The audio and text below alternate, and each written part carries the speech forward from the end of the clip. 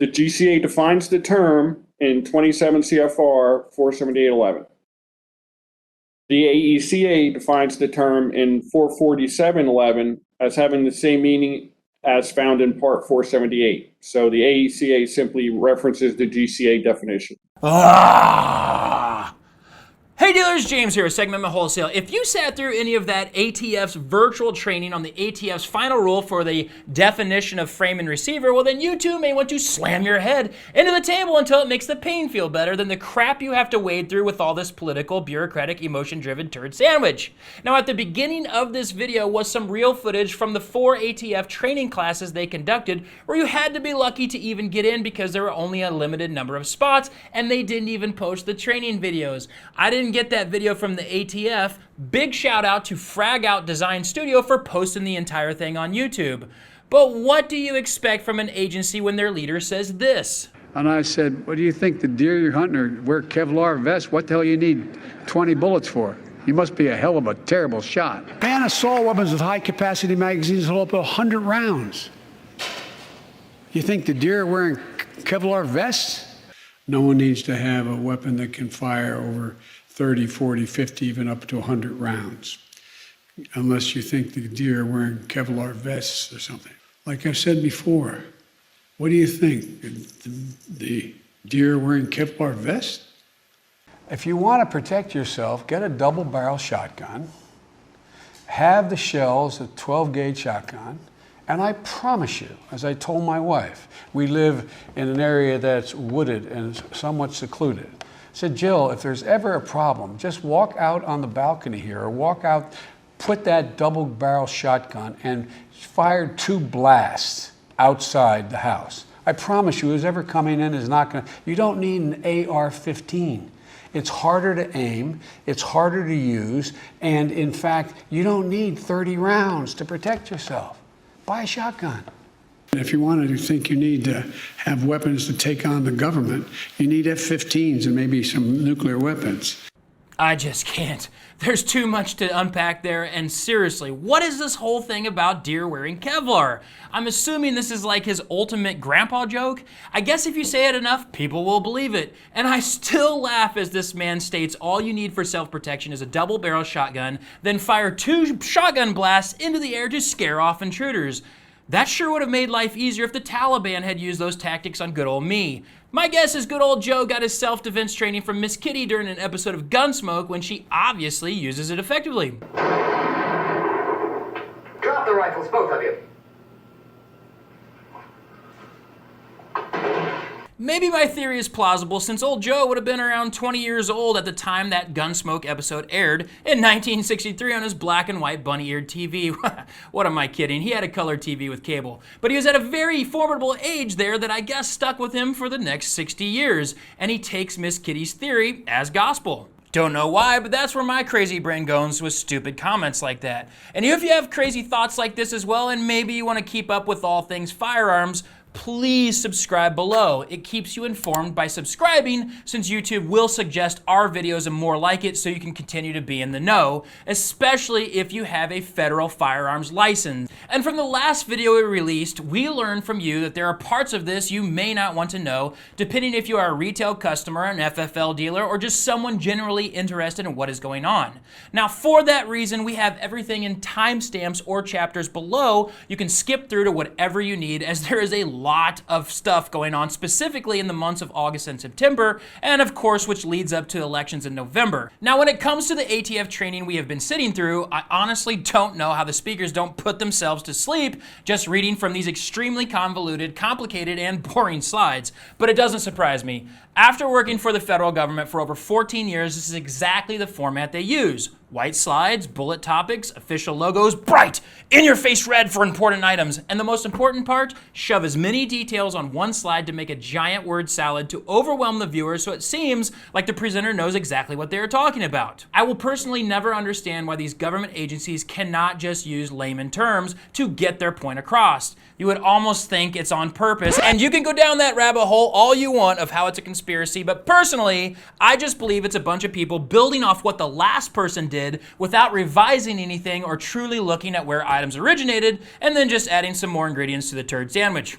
Why do I know that? Because I wrote guidance and I watched as the requirement to create guidance was pushed to the lowest levels, and maybe, just maybe, that individual or individuals did not know what they were doing. Don't believe me that government workers may not know what they are doing? Try firing a civilian government employee. It's almost impossible. Hey, Waterboy!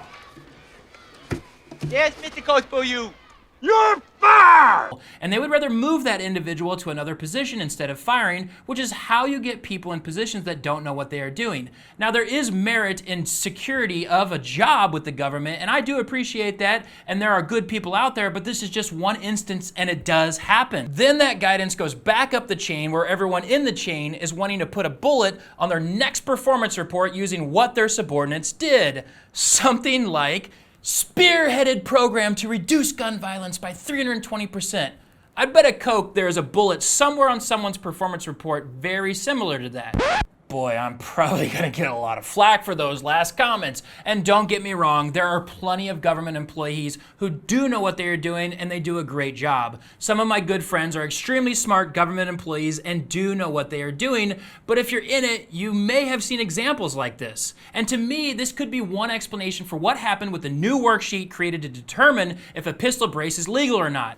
That worksheet looks like it got passed up and down the chain with everyone adding another step to where their final product is effed up like a football bat. And all firearms with a pistol brace will just be plain illegal. So we do want layman's terms, but please don't go to the kindergarten grade level. So Ukraine is a country in Europe. It exists next to another country called Russia. Russia is a bigger country. Russia is a powerful country. Russia decided to invade a smaller country called Ukraine. So basically, that's wrong.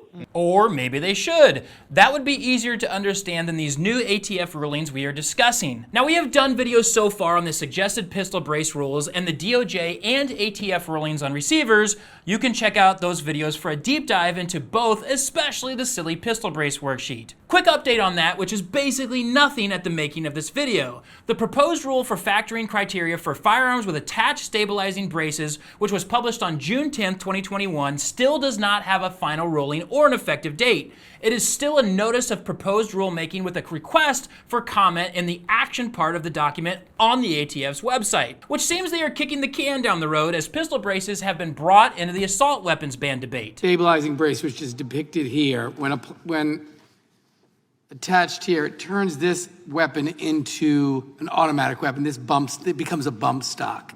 And so it will allow that to essentially be fired like an automatic weapon. That's the danger. So I have to very strongly oppose the amendment. My guess is the ATF is waiting to see what comes from all that clown show to push the issue of pistol braces once again, specifically for grandfathered in guns, which we will speak about as well when talking about the assault weapons ban. But if the assault weapons ban somehow gets passed, it would eliminate the need for that rule for future manufactured firearms. So why work harder to destroy the Second Amendment? As for the actual assault weapons ban as well, at the making of this video, we are still waiting for the Senate to get back from their month-long vacation, recess. We know the assault weapons ban squeaked through the House of Reps on July 29, 2022. Now it awaits the Senate, which does not get back until September 6th, which means the soonest they could maybe vote is September 7th. Most everyone believes the ban doesn't stand a snowball's chance in hell from passing the Senate, but what if it did? Let's just be honest, it's rough. See below for a link to congress.gov that actually tracks it and shows what it will do as it sits waiting for the Senate. It is a 126-page document. The assault weapons ban of 2022 loosely defines an assault weapon as any semi-automatic weapon, pistol, rifle, or even shotgun with nearly any modern features. And there's no sugarcoating it. They literally specifically state all AK types, all AR types, and all shotgun types with a long list of specific manufacturers and models. Then they just straight up stated all the ugly, nasty, scary parts that make it assault ready. Detachable magazine, pistol grip, forward grip, folding telescopic stock, grenade launcher, wait, what? One of these is not like the other. Perfect way to use emotion when it is not needed. Barrel shroud, threaded barrel, and more parts that obviously increase the assaultability. Yeah, I just made that word up. Since we're making up words, I might as well too. It then goes on to ban large capacity ammunition feeding devices which have an overall capacity of 15 or more rounds. I guess whoever's writing these documents finally figured out the gun community didn't accept the term high capacity magazine. Somebody's been doing their homework. The gloves were definitely pulled off for this one, and it just straight up bans a lot. Like most of our business here at Amendment Wholesale, and most of you FFL dealers, your business as well, all under the guise of banning an assault weapon. Okay, so not even really disguising anymore that you want to take the guns. And then best I can tell, once the assault weapons ban of 2022 is enacted, if approved, all that crap will not apply to the possession, sale, or transfer of any semi-automatic assault weapon otherwise lawfully possessed under federal law on the date of enactment. It also states the same for large capacity ammunition feeding devices. So I guess that's the grandfathered in gracefulness portion of the government to keep them from sending the Gestapo to kick in your door and take your guns. But after that, it shall be unlawful for a person to import, sell, manufacture, transfer, or possess a semi-automatic assault weapon and large capacity ammunition feeding devices, except for a department or agency of the United States or department or agency of a state. We know what you need. We will keep you safe. Trust Big Brother. So here is what you can keep, which for some reason they put together a very long list of what that is.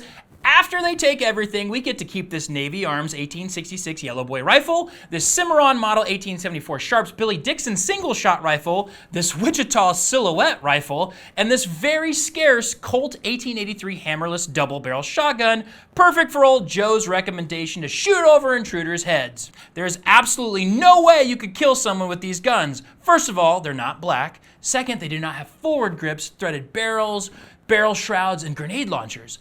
Therefore, it will not kill people. And the best part, they are all from 2 centuries ago. Miss Kitty would be proud. And this ban also gives all of us graciously grandfathered in and allowed to keep our killer guns some requirements. We gotta secure it from the other peasants in the future who will never get to touch or own these super cool guns. On our bodies, in proximity of us, or in a safe, and I'm assuming that is the part of this document that would allow you to be held accountable or sued if your guns are stolen. Then in the future, all assault weapons and large capacity ammunition feeding devices you are not allowed to have will have to be clearly marked with the date on which the weapon was manufactured, legibly and conspicuously engraved or cast, and such other identification as the gracious and most high Attorney General shall prescribe. So we will now be adding serial numbers to magazines and the dates for which both firearms and large capacity magazines were manufactured. Whoa. So, in summary, the assault weapons ban will ban just about everything you can imagine once enacted, and even magazines holding over 15 rounds. Anyone owning these firearms and magazines prior to the enacted date gets to keep them. After that, those types of firearms and magazines will only be able to be used by the government, federal or local, and they will be serialized and a manufacturing date added, both firearms and magazines. We will keep you safe. And the people who are grandfathered in have to keep their guns away from the unclean, and we are one step closer to utopia. So the whole pistol brace discussion will pretty much be nil going forward, and maybe there will be some grandfathered in that will be up for discussion, but that is the best update we have on the pistol braces and assault weapons ban. Moving on, we will look at the definition of a frame or receiver, which will be effective on August 24th, 2022. And what is going to be super frustrating about this information as I go through it is the ATF provides 2 documents that are an overview and a training aid with slides. The frustrating part is they are really hard to read, and I found myself just diving into the actual Federal Register and the 98-page document. And I've watched others stated as a 360-plus page document, so I guess that was an earlier document or what it takes to print out. Not sure, but what I have been reading is the 98 pages. I just don't understand how a government agency can be so incredibly bad at releasing, displaying, training, just honestly communicating the information. But I get it. Underfunded and not enough manpower has always been a staple in the government, and I experienced it. And anytime there is an ATF social media post, someone comments, "Please don't shoot my dog." But that's the uphill battle the agency has made for itself. It also doesn't help that the commander-in-chief can't even say the department's name right. Today, I'm proud to nominate David Chipman to serve as the director of the AFT. David knows the AFT well. And I get it. I read a lot of the comments on videos, forums, even on our own videos that state the ATF cannot write laws, so will not comply or disband the ATF. You won't hear any adjectives from here. However, I agree with some responses stating they will still arrest you and you will have to rely on the court system to save your butt from going to jail. So there's that to think about as well. Ugh, adult decisions. But we're talking about rules that affect 330 plus million people, and without this line of communication, there will continue to be discourse and extreme sides to the issue. While at the last NSSF event, we actually heard the ATF state their office that controls these regulations and training is made up of only 8 to 9 people. And if that's not enough to make you worry, they also stated that all FFL revocations go through one person's desk. That's right. In our country where there are around 130,000 FFLs at any given time, if one breaks a rule, it gets bottlenecked to one person's desk. At least that's what they said. But let's walk through this because according to the document, it all goes into effect August 24th. And here is a fun note for you. If you made a comment on the ruling during the comment session last year, you can actually see all of them by clicking on the Notice of Proposed Rulemaking or NPRM comments link. The final ruling states there were 290,031 comments. You can even search for your own comment. And if you want to have some fun and have nothing better to do, grab a six-pack and sit down to read some. You will get to read comments like this. One here with a very well-written response to why the ATF's existence is a violation of the Second Amendment. You can even find my personal comment where I explained their violation of our Constitution and provided them with the entire script of Braveheart. But they'll never take our freedom! And you can read some that are just simple. You're idiots! Exclamation mark. Well done, all of you out there who commented and are willing to take time and make your voice heard. Surprisingly enough, in the final 98-page document, there is a section from pages 16 to page 76. Yes, 60 pages of responses from the department. So they really did read them, and there were some components changed to the final ruling. Well, color me purple. I honestly didn't expect that. The next several pages go over only comments received that were supported by the ATF. Here's a fun one. Comment received. The City of Oakland, California, which expressed support for the proposed rule, stated that their support is based on the NPRM taking into account the racially inequitable impacts of gun violence and over-policing. They suggested the ATF should collect, retain, and study the information collected through the ATF Form 4473 for demographic purposes. Surprisingly, the ATF stated they cannot collect, retain, and study the info from 4473s because those are owned and maintained by FFLs while they are in business. Hey, not a bad response. But this was written in April 2022, and there's been other questions to things to the contrary of that, even potential evidence that ATF agents have been collecting information from 4473s, making registries, and there have been certain government agencies asking for records for things such as state concealed weapon permit holders.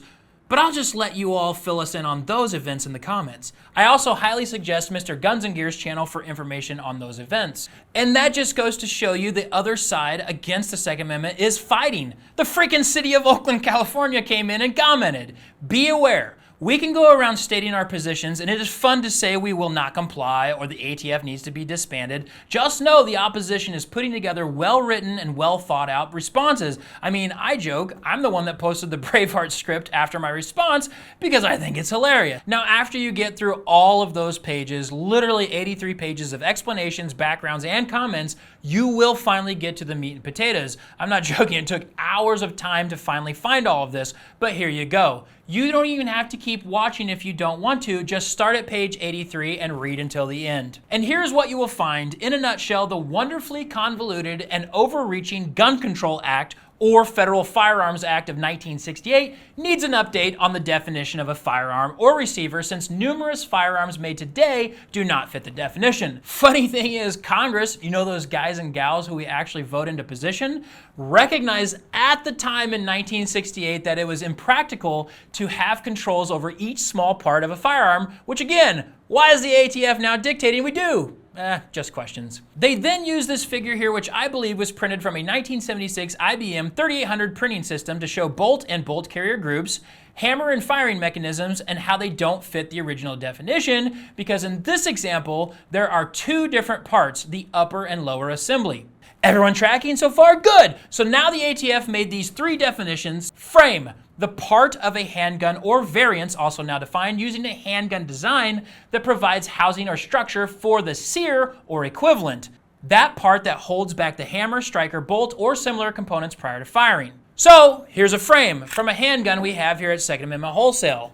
This frame is from the IWI Masada. Receiver, the part of a rifle, shotgun, or projectile weapon other than a handgun or variants that provide housing or a structure for the bolt, breech block, or other primary component designed to block or seal the breech prior to firing. By this definition, here is the receiver of a Rossi Bravo lever action rifle, which has a breech blocked or sealed by hammer and lever mechanism. Third and last definition is variant, which was used in the other two definitions, and variant seems to be just a catch-all for everything variant, a weapon utilizing a similar frame or receiver design irrespective of new or different model designations or configurations, characteristics, features, components, accessories, or attachments. Captures it all, I guess. And if that is not clear as mud, those definitions don't apply to the AR. Because if you're like me, you think, wow, did they really change the definition of an upper to a receiver judging by that new definition? Oh no, you got to read further. Let me just read it so you don't mess this up. The final rule makes clear that the receiver is the lower part of the weapon that provides housing for the trigger, mechanism, and hammer, i.e. lower receiver, with another fuzzy pixelated 1976 printing to better explain. But honestly, that's exactly what we would all call it. So, frame, receiver, variant? And yes, there's a lot that mess up those definitions, like the SIG P320 and the Ruger Mark IV. So they did provide some examples of these with their wonderful pictures and referenced a lot of these variants. And this all sets the stage for the real reason behind all this: personally manufactured firearms, or PMFs. We watched as old Joe brought these out on stage and stated, This is the gun. It's not hard to put together. Little drill, hand drill at home. Doesn't take very long. Anyone can order it in the mail. Anyone. Folks, a felon, a terrorist, a domestic abuser can go from a gun kit to a gun in as little as 30 minutes. anyone, Mr. President? 30 minutes? Have you tried this? Because I haven't. It definitely takes more than 30 minutes to drill out sections with a drill press, not a hand drill. There is some precision that has to happen here because I've watched many of these projects malfunction. So that's not even fake news. That's just not the truth. But I digress. After clarifying these definitions from the 1968 Gun Control Act, a large portion of this rule will now concentrate on PMFs, again, personally manufactured firearms. And with those definitions we just discussed, the rule now makes clear the frames or receiver includes a partially complete frame or receiver, including parts kits that is designed to or may readily be completed, assembled, restored, or otherwise converted to function as a frame or receiver, i.e. to house or hold the applicable fire control component. And the gracious Most High Director may consider any associated templates, jigs, molds, equipment, tools, instruction guides, or marketing materials that are sold, distributed, or possessed with the item or kit, or otherwise made available by the seller or distributor of the item or kit to the purchaser of recipient of the item or kit. Now, that's a lot just to say. I believe that covers the whole idea of selling a mold under one SKU, the tools under another SKU, and a template under another SKU that could get you in hot water with that portion, but hey, that's just my interpretation. It does, however, make clear that many of the products currently marketed and sold as unregulated 80% kits contain a frame or receiver, and that is going to be now regulated by federal law. And since I am not a lawyer, I'm going to point you to an actual lawyer who did an excellent video covering the rest of this rule. Mr. Kirk does an excellent lawyer's interpretation and explanation of all of this. He will explain to my surprise that PMFs that never enter into an inventory of an FFL do not need to be marked. So if you are a consumer and you have a PMF right now that is not serialized, you do not have to mark it unless you take it to have work done by a gunsmith maybe overnight, or you go to transfer it through a FFL. Now this is just federal. There are state laws that may go further on what needs to be done with PMFs, so check your state laws. He also provides an answer at 6:01 in the video to a question we heard a lot of you FFL dealers ask. Are Type 1 and Type 2 FFLs that do gunsmithing work that includes marking services for non-licensees required to apply for a Type 7 manufacturer's license? The answer is no. And it does lay that out in the text, so no worries there, dealers. And he will also provide the details on who the heck is marking all these firearms at 1302 in the video. I highly suggest FFL dealers watch this section because he brings up the question of insurance and also explains that FFLs are not required to acquire equipment to serialize firearms. Should you choose to receive a PMF from a non-FFL, you can require them to serialize it yourself, let another FFL do it, even a non-FFL. For you FFL dealers that have PMFs currently for sale in inventory or accepted a PMF prior to the effective date, you will have to mark them during a 60-day period starting August 24th. And at 1456 of this video, he explains this rule much better as a lawyer than I ever could, considering I'm just a knuckle-dragging gunslinger. So I encourage you to watch it as well. Now, the rest of this document lays out some other minor information about suppressors and definitions of gunsmithing, which you can listen to Mr. Kirk explain as well, but for the most part, we have covered a lot in this video, and honestly, I'm tired of talking about it. I sat down today and took a break from showing you our products. This is the best overview we can give of the 3 very big Second Amendment situations happening within August through September, and maybe longer depending on when the Senate votes on the assault weapons ban. And then it all leads right into the midterm elections in November, which leads to the obvious statement: get ready to go vote. I certainly hope this helps get information out there and helps you FFL dealers understand what is going on. Please keep the conversation going in the comments below. Heck, please help us all out in the comments below with more information, more reading, more advice, whatever you got, so we can stop the stripping of our constitutional rights. And also, there will be a lot of information down there with links in the description, so check it out, and please just take a little time to subscribe so we can continue to make videos like this. Now, after all of this, I will still say, have a great day, dealers. And anyone watching.